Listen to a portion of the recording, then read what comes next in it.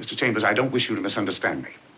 I am not Miss Farrell's husband, nor her fiancé in any shape, form, or manner. I see. Her devoted friend. Yes, for 5 years. Her guide, I take it, and counselor. Yes, Her protector. exactly. In other words, Mr. Plunkett, you never got to first base. Hello, and welcome to Season 4 of How Would Lubitsch Do It?, a podcast in which we discuss the works of director Ernst Lubitsch, one film at a time. It's 1933, and Molly Rasberry joins us to discuss Design for Living. Come visit ernstcast.com if you'd like show notes, resources as to where you might find the films we'll be discussing, a link to our Discord, or just to say hi.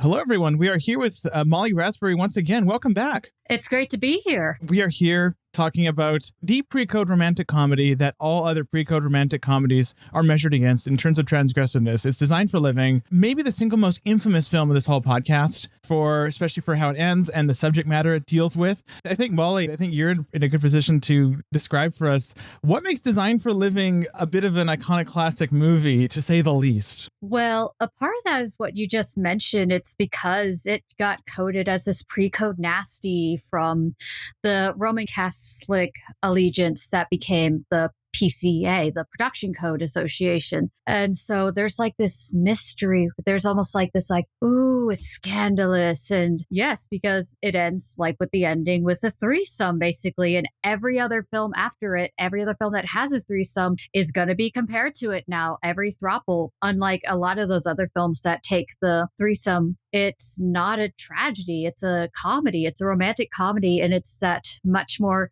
looser, more heartfelt and romantic side of these types of relationships. Yeah, it's an adaptation of the Noel Coward play of the same title. And the elevator pitch is the same, the high concept.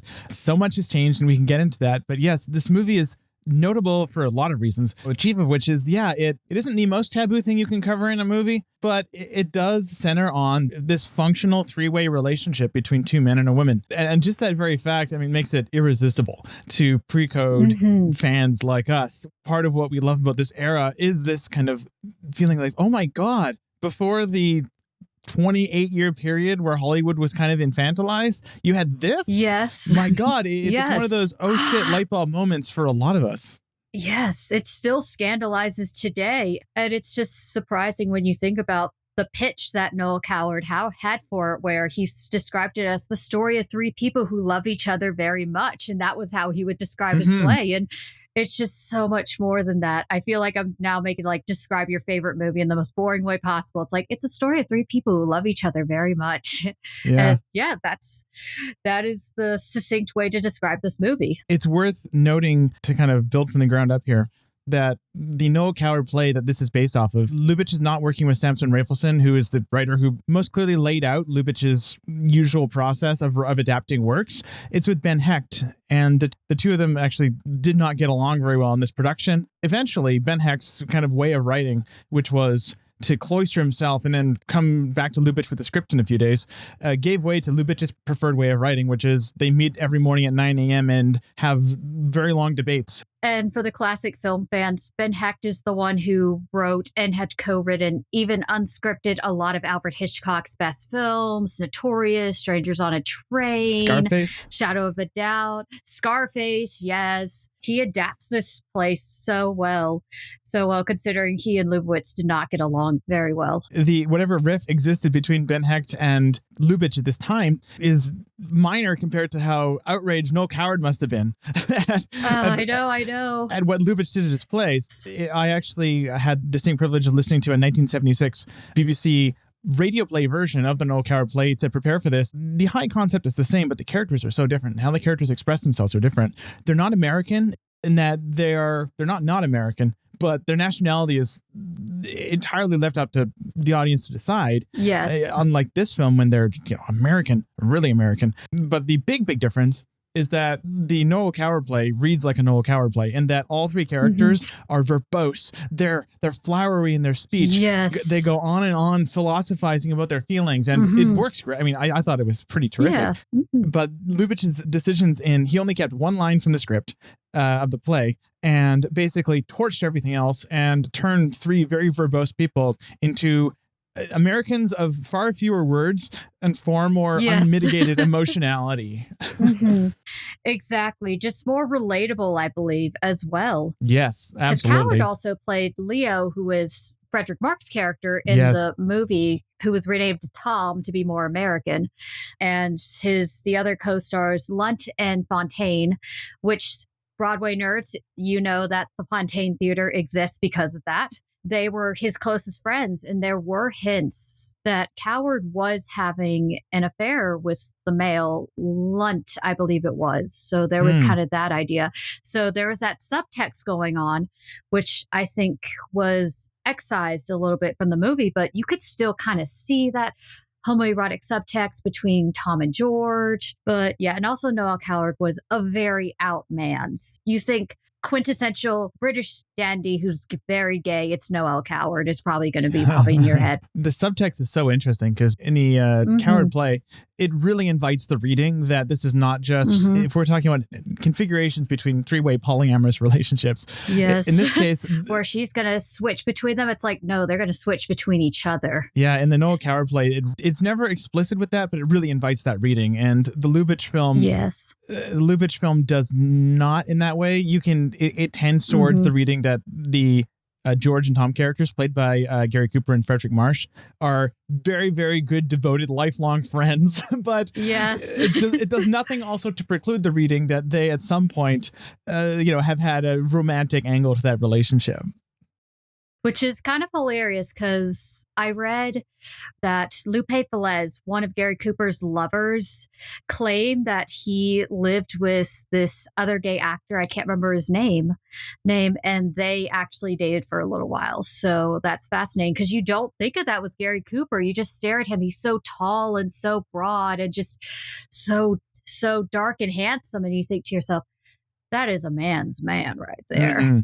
So that's also, I'm not sure if Lubitsch knew that or if it was like Hitchcock always knew with his character actors like Perkins and those people that, oh, I know you're gay and that would be perfect for my movies, that sort of thing. So, but it is fascinating to think about that subtext. But of course, I believe that the guy who played Max was actually a gay actor. Edward Everett Horton. Yes. Franklin Pangborn, who played the producer, the Broadway producer, was gay and was told to play his role like that. So Lubitsch knew that subtext was going to be there because it was already there for the play. So he's like giving little hints about it in this version, which I kind of see a bit of the Lubitsch touch. So which I'll go into further detail about when we discuss more of the dialogue. Yeah, there's so many ways to get into this, but I think maybe this is one of Lubitsch's most structured films in the sense of there are three very clear acts to this movie. And again, I mean, no coincidence, those three acts roughly map out to the three acts in the stage play, with the exception of in the stage play, by the time we meet the characters, they all know each other and are all living together. And in this film, we meet them on a train and they meet each other on a train and we see the backstory played out. So we have act one, three characters meet. I love the opening scene where she goes in, she sees them sleeping on the seats and she just sits right in between them with their legs just like right on the side of her thighs. And she starts drawing them after she studies them for a little bit. And she's analyzing them and focusing on them and being like, ooh, they are attractive. And then drawing her little caricatures. And then they wake up and she's asleep and they start doing the exact same thing. They start analyzing her. And they're thinking like, oh, this beautiful woman. They wake up and Gary Cooper gets to actually do his French because he spoke fluent French, surprisingly. He learned that in schooling, so he got to show off in there. Maître Louis, vous l'avez bien arrangé, mais ce n'est pas sa tête, ce n'est pas son crâne. D'où je suis, c'est tout à fait ça. Son maxillaire supérieur n'est pas aussi proéminent. Au contraire, c'est ce qui ressort le plus. Et le menton. Exactement le sien. And then finally she just gives it up. She's like, oh, nuts. And then they realize like, oh, she speaks English. it's definitely almost love at first sight right there with Gilda and Tom and George. Just he's got his hand on her stocking covered foot right there. I love that little detail right there with Gary Cooper's hand just like drooping onto there. It's like, a woman? Huh? This is also the first scene where Lubitsch really starts employing the screen space device that he will use relentlessly in this movie. Yes. Which is, he'll use a combination of dolly shots and pans, especially, what do you call it, Z-axis dollies, pushes in and out. But here it's pans where, for example, there's a scene where Gilda leans forward and you establish a shot of her and the two men in the same frame. And then she leans back at an opportune moment, separating her from them. And so we start using pans to basically establish character configurations, especially romantic configurations. This starts to carry through. And by the time we get to, for example, the next big set piece, which is the argument between George and Tom, where they bicker like a married couple. Yes. And that too, Lubitsch is very canny with the way he uses a set of dolly shots and pans. In this case, he's using it to establish the disconnect between these two characters. Whenever two of the three characters are occupying a space, the space is designed for three. And, this relationship is designed for three. But when two of them are in the same space, there's always a distance. Yes, there is. The scene is a beautiful ballet. You have the big scene where they're they both realize they've been sleeping with the same woman, which is established by that great line that Edward Everett Horton says. Immorality may be fun, but it isn't fun enough to take the place of 100% virtue and 3 square meals a day. And, the first kind of act of this little scene is a shot of the corridor and they enter and exit they're both their bedrooms, yes. right?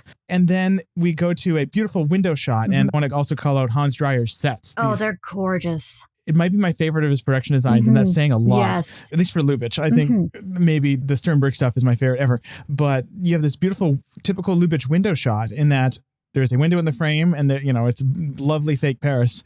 We dolly in and Gary Cooper and Frederick Marsh do this little dance where they are reconciling. And as they reconcile, they mirror each other's movements and establish themselves as interchangeable men. And the fact that they're wearing complementary tones, there's no colors, it's black and white, but the complementary tones establishes them as basically different flavors of the same man. And it's so beautiful. Anyways, my rant is over. I apologize that went on. Or different versions of the same hat, you could also say. Also applies to Lubitz's treatment of women. He actually was very much wanting to give his female characters more agency than a lot of male directors would at that time. He gives this quote to Gilda, and it's great. Miriam Hopkins just delivers it so brilliantly. A thing happened to me that usually happens to men. You see, a man can meet 2, 3, or even 4 women and fall in love with all of them. And then by a process of interesting elimination, he's able to decide which one he prefers.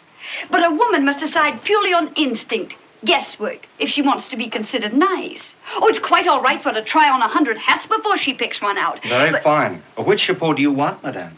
And she can reply with both. And the film does not scorn her for it, that falling in love and being in love with 2 men. And of course, this is the time where they have the gentleman's agreement, where it's like, we'll stay together. Gentleman's agreement, no sex. And you're just, wait, no sex? They're saying this in a classic Hollywood movie? And they mean no it. Euphemisms? No euphemisms. It is exactly what you expect. And of course, she breaks that, as she says later on. It's true we have a gentleman's agreement. But unfortunately, I am no gentleman. And breaks the contract, basically, with that. And the film doesn't shame her for it. After the production code, she would have been a fallen woman. She would be considered this woman who had no prospects, none of that. And she's shown to be that way. And Lubitsch, he was actually discussing this when he had interviews, and he said, why can't a woman actually be like this? And it's also more progressive than a lot of stuff that passes for audacity today, I guess you could say, with Gilda, because I'm not even sure a lot of films today you could say that where she's so ethically free in her sexuality with these 2 men, she would be considered a good person. And we could see that with other films that were inspired with this, A Band Apart, that ended up unhappily. And of course, Jules et Jim, where Jean Moreau's character is seen as a psychotic femme fatale in this relationship, breaking apart this friendship between two men. This film is kind of Lubitsch's last pre-code film, kind of not. The Merry Widow is a edge case. What I find interesting about this film is it's something of a climax of, yes, Lubitsch's ability to portray this type of woman, especially in a completely, I mean, in an essentially positive way. I mean, I was about to say non-judgmental, but that's not true. It's just Gilda in this film is its most potent dramatic agent in that she makes virtually all the decisions in the film. It is her decision to, for example, one, initiate this gentleman's agreement. It is her decision. Yes. To essentially break the agreement. She's the one who says the words that break it. It is also her decision to break it again before breaking it a third time to run off with Edward Everett Horton. And the only time that the two boys in the film kind of grow up and take responsibility for themselves is at the very ending when they basically rescue her from this very boring lifestyle. Very boring, sexless lifestyle, because they see the bed and they're just like, it's a single bed. She's been sleeping in here. Nothing's been going on. And it's actually shown as a good thing that she's leaving that marriage because there is no sex, because virtue is not the end all be all. Because Max's immorality will never beat virtue in 3 square meals a day, which of course Max brings up the virtue as part of the capitalist system right there. And they are the bohemian artistes. And there's this great line where he asks George, Gary Cooper's character, what's your yearly income? And he says, in round figures, 0. May I ask what you live on? Nothing. I survive by miracles. And of course, Max looks down upon that, but the film finds it charming. With the whole gentleman's agreement, you know that the sex is going to happen. Like he's giving you a little hint already in there, because that's just Lubitsch's touch, where he's giving you information that the characters don't know. It's like a wink and a nod to the audience that he's giving. I think, too, what I find fascinating about this film is the Hays Code era is often credited with giving filmmakers the ability to do that wink and a nod by enforcing it, right? By saying, hey, you have to use euphemism. There's been a sort of romanticized view of it. To me, Designed for Living, more than any other film, except for maybe Trouble in Paradise, puts the lie to that, where you have the stuff like no sex, and you've been making love to Gilda, that sort of thing. But at the same time, this dialogue is full of euphemism. It's full of double entendres. Like the Lady Godiva, where she says, I hated your Lady Godiva with George. And then Tom just said, a bicycle seat is a little hard on Lady Godiva's historical background. Shut up. I love the Tarzan one where George says, you better go, Gilda, to Tarzan. It's very obviously him implying that he should leave so he can like relieve himself on his own. Gilda, I'm a pretty gloomy guy tonight. I have an idea I'm going to be rather bad company. Why don't you go out to a movie or something? Tarzan's playing at the Adelphi Theater. Everything seems different, doesn't it? You better go, Gilda, to Tarzan. I remember me and Will watched that for the first time, and we had to pause the movie. We were laughing so hard, and a lot of that was because of like the amazement of, oh my God, that's in this. But the film is full of stuff like that, or even the plant they give Max, the very phallic plant. And to me, what this shows is that, I mean, inference and double entendres and sophistication in big air quotes didn't need the code to exist. No, they really didn't. And sometimes it's better that way. I think Molly Haskell brought that up a bit from Reference to Rape, where she was discussing that, where the Hays Code dropped and then they didn't really know how to make double entendres and codes. And during the Hays Code, women couldn't just be sex objects. They actually had to be career women. And this one is pre-code. And Gilda is known for her sexual appetites for 2 men. But that's not her only attribute. She's also a caricature artist. And she's stuck between trying to survive and thinking of, if I go with these 2 men, I won't have security because I'll be a starving artist like them. And if I go with Max, he is a virtuous being, and that's part of that capitalist system right there, is the virtue. So she has to choose and decide, and she decides, no, I don't want to be virtuous and have 3 square meals a day. I want to be passionate about my art and passionate with my boys about their art too, with the playwright and the painter. It feels like in the pre-code era, you were allowed more bandwidth right? Where Gilda can be a character in some ways defined by her sexual appetites, but so Yes. are George and Tom. And not only that, she's also the matron of the arts. She's also, by a wide margin, the smartest character we see on screen. Yeah, she's the driving force behind almost every major plot beat in the film. The fact that not having rigorous censorship apparatus, I mean, there was still a censorship apparatus, it just wasn't rigorous. There was, yeah. Yes. I mean, a lot of like wonderful moments. Like, I love the scene where George like briefly considers pimping himself out to the local laundromat. How old is the laundress? He's about 45. Young 45? It really sounds like someone who's really hungry trying to convince themselves to eat like a mediocre meal or something. That's the casualness of this. And the fact that that's just a beat that comes and goes, it really adds the tapestry of this movie's depiction of the interplay between poverty and sex in this case and class. The film's a kind of not so subtle rags to riches story. It is, I think, worth noting how impoverished our lead characters are at the beginning. I mean, especially Tom and George. Gilda kind of escapes at first by, being friends with an advertising executive. But Tom and George, they begin the film living in the most cartoonishly, again, Hans Dreyer's work here is amazing. Just this hilarious parody of a bat pad. I know. I first watched this film when I was actually like living with two roommates.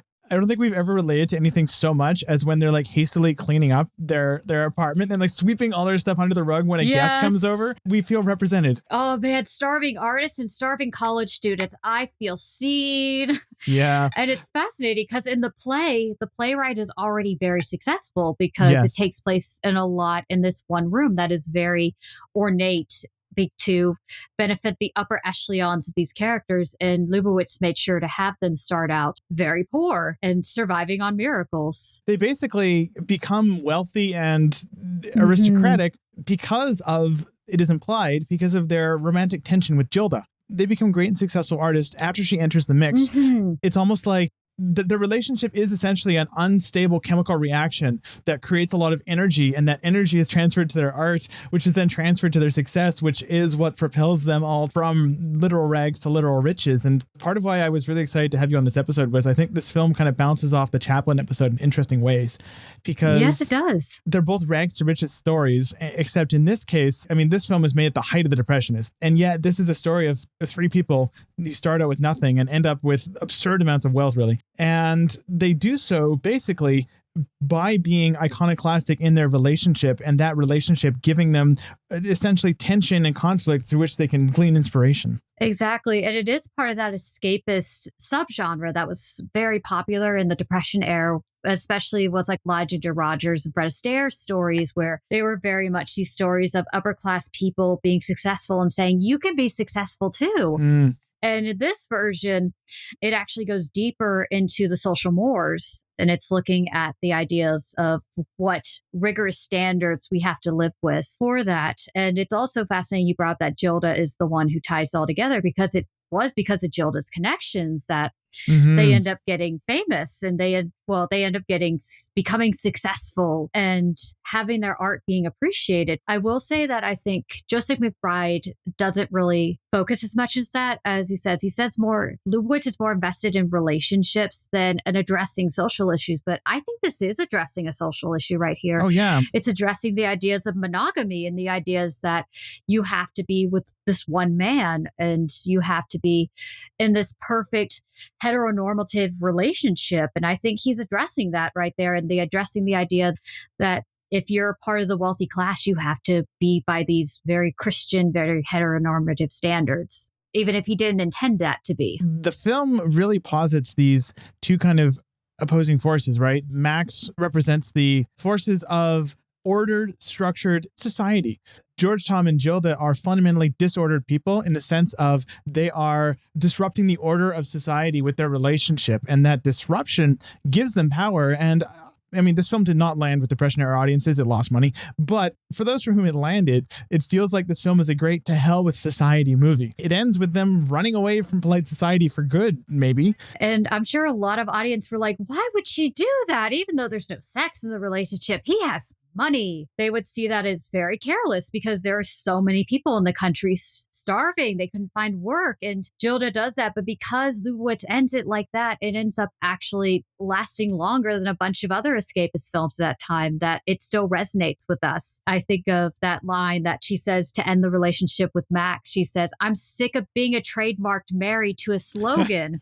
I love that line because it's very much hinted that Max only married her to make his advertising look better and to bring him wealth and money. And she even says, "I've done my part. I've gotten you your extra money and you don't need me anymore." Max can only perceive of everything for him gets boiled down to a slogan too. 3 square meals a day and 100% virtue. That's something you'd see on an ad placard. Yes, you really could. Think of the ending, right? Where he is such a company man that he would sacrifice his relationship just to curry favor with Eaglebauer. He doesn't even go after her when she's running off, when she's just leaving him. It's a great panning shot of her just walking out the door and he's still on the phone with Eaglebauer because corporate interest is a lot more than that. They're rescuing Gilda from the horrible fate of being a trophy wife to that guy. I love his introduction, Max's introduction, because she said, "Max, have you ever felt your brain catch fire and a curious, dreadful thing go right through your body, down to your very toes, and leave you with your ears ringing?" That's abnormal. I hesitate to call forward too much, but that scene especially reminded me hugely of Clooney Brown, where the lead character in that has very similar moments and with a similar blocking, actually, where she's lying on a bed. Yes. And she, too, is, again, this disruptive figure, right? She disrupts society and therefore has to be cast out and moves to America. Yes. Although, interestingly, I guess moving to America has totally separate functions in this. Yeah, because it's mostly Paris in this movie. In this, moving back to America from Paris is like a retreat for Gilda, but in Clooney Brown, it's a free society where they're free to make their fortune on book sales. Speaking of, I feel like Ernest Lubitsch would love the idea of people traveling across the country and traveling away from the stifling society to find their home, find their goal, because he was, of course, German born. And I feel this film especially was inspired, the ending especially was inspired by the free love of the Weimar era that he lived in before the Nazis took over. Yeah, and this is the film that by far gets brought out the most as like, oh, this transgressive Berlin film. I mean, his Berlin films often get outrageously transgressive in so many ways. Yes, they do. I mean, this is kind of the last big hurrah for this specific type of transgressiveness in his filmography. The most remarkable thing about it is how transgressive it is. And I mean that as both heavy praise and also a slight critique. And of course, it was so transgressive, it was banned the year after it came out when it was going through the production code with Joseph Breen at the head, who Joseph Breen was also virulently anti-Semitic, which put a target on Lubitsch's back unfairly. Some people have conjectured, considering that guy actually wanted Hollywood to work with Nazis. He was in contact with the Nazi representative. So Joseph Breen's a bad guy. We don't like Joseph Breen whatsoever. And then they were discussing it at Universal, where they're discussing, do we want to remake this film in 1940? And they said, heck no, what are you talking about? And then 1944, it came up again for a remake, and they said, no, there's no way we can get this passed. No. You're saying this film didn't get remade in the Code era. Wow. How shocking. Wow. It's shocking. I can't think of another film that's as much of a standard bearer for pre-code naughtiness as this one, even though I think there's naughtier films. Probably Shirley Temple, William Faulkner's written one maybe, and the one that Hedy Lamarr was in where she was topless. That was Ecstasy. German, though. That wasn't Hollywood. But yeah, Ecstasy, that's right. Claudette Colbert and Cleopatra, that version maybe, where she's in the milk bath. And there's so many violent ones too. Like all the crime films get really outrageous. But they do. Scarface, yeah. This film, just the elevator pitch inspires such a what that Designed for Living, and it pains me to say this, it's the only film in this podcast where I feel like I'm a little bearish on it in comparison to its reputation. If I'm looking at it from the point of view of like films from the 40s even, and comparing it to those, yeah, it's underappreciated. But in comparison to other Lubitsch films, every time I watch it, I have this reaction of oh, that was a very good film.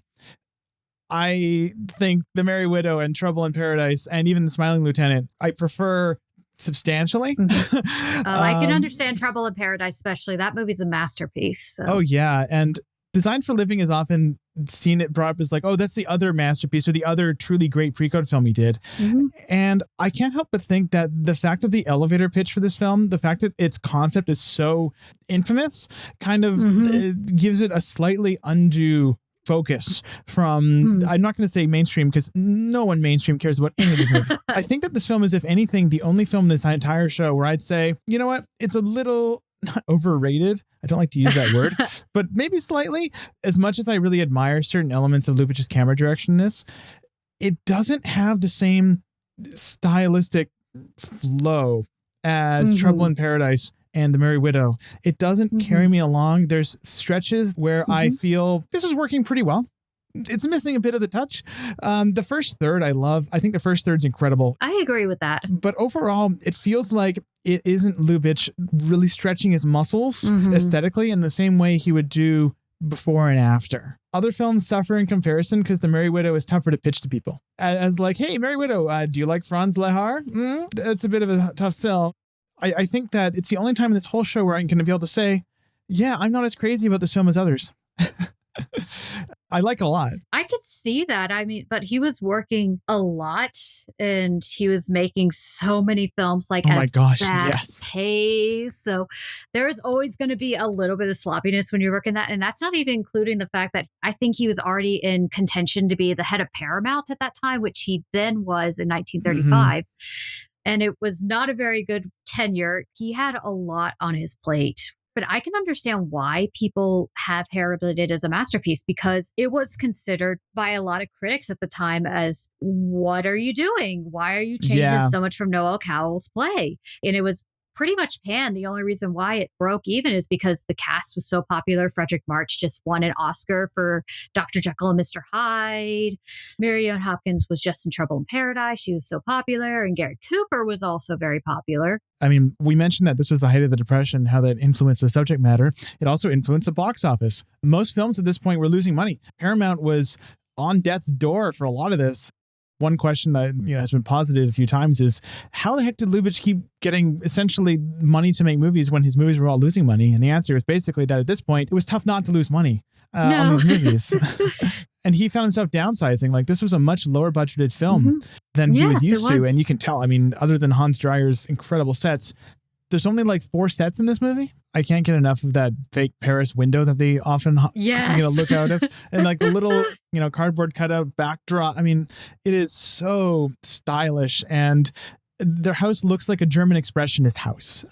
I think another element that's surprising to see is how well Gary Cooper fits into a Lubitsch picture, because you don't really see that. You see him as this rough and tough guy, and he was playing a lot of these roles. Of course, he got his start in Western films, and one of his most famous films, he was a sheriff in High Noon. And then I think this is the film that propelled him to the point where he could be a romantic lead, and that led to Mr. Deeds, that led to Love in the Afternoon, which I feel has been unfairly maligned, because I think it's a fantastic film, and it also has Maurice Chevalier in it, and it's got Audrey Hepburn and Gary Cooper. And of course, people were upset about Gary Cooper being the love interest of Audrey because there was a 20-some year age gap in real life. He also looks older than he is, even. He does. I think his eyes also really affect it with his ice blue eyes that you could even tell, like, they're mesmerizing to look at.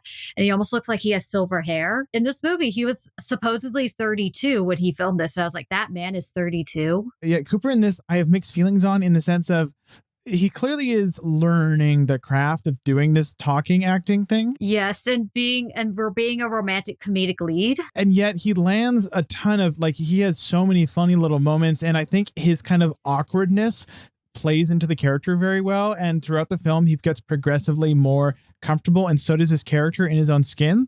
His character is a childish buffoon who grows up. Yes, it really is. And he's a good fit. Love in the Afternoon, I really struggle with him, partially because of the age, but I also think partially because he doesn't have the right chemistry for what that movie, I think, calls of that character, maybe. Which is interesting, because apparently he and Audrey got along so well on the set. She was one of the invited guests to his funeral because they were so close. So yeah, I think she took that consideration in mind for Charade. She was going to be the aggressor towards Cary Grant instead of Cary Grant trying to be aggressively flirting with her. Yeah, but of course, Frederick March is just great, top notch. He's one of our best actors. Best Years of Our Lives is his best performance, in my opinion. He could do no wrong. He's just so charming. He's just so sweet as Tom, even though he's not the most attractive guy compared to Gary Cooper, because Gary Cooper is just, oh my God, you are amazing looking. And Frederick March just actually has just so much charm to him that you could see why she would struggle between Gary and him. You can believe it. Their similarities and contrasts are very well calibrated, where you can see how they're best friends and you can see how they're both egotistical artistes. Yes. But Frederick March's general demeanor is far more cosmopolitan. He's the only character of the three that kind of sort of resembles the Ben Hecht version a little bit. Cooper, though, there's no resemblance between his character and his equivalent in the Noel Coward. Cooper in this, he's going to come back in Bluebeard's Eighth Wife to, I think, lesser effect. Lubitsch is very good generally, even with actors who are still maybe learning the craft a bit. He got a masterful performance out of Jack Benny somehow. So yeah, he did. And To Be or Not to Be, he's fantastic. And you can really tell Lubitsch's directing style, especially come through in actors like Cooper in this and Benny in that, where the patter of their dialogue, the way they move about the room, the rhythm that exists between their movements and their dialogue is so Lubitsch. You can feel him coming through those performances in very specific ways. It's almost like everyone is doing a Lubitsch impression, except for Jimmy Stewart. Although, you know what? I will say one thing in Design for Living's favor. I think this might be my favorite Miriam Hopkins performance. Oh, yes. In all three films, she's lovely, amazing, but in this one, she's given so much of an opportunity to shade her character in offhanded ways that she never was able to. There's no better word for it. Her character is really deep in this. It really is. Well, Joseph McBride, I remember he did write that he felt that he kind of missed the mark just slightly, because she says, I will be the mother here of the arts and just taking care of you. Then he's like, oh no, you push back on that feminist progressive idea, but it's still.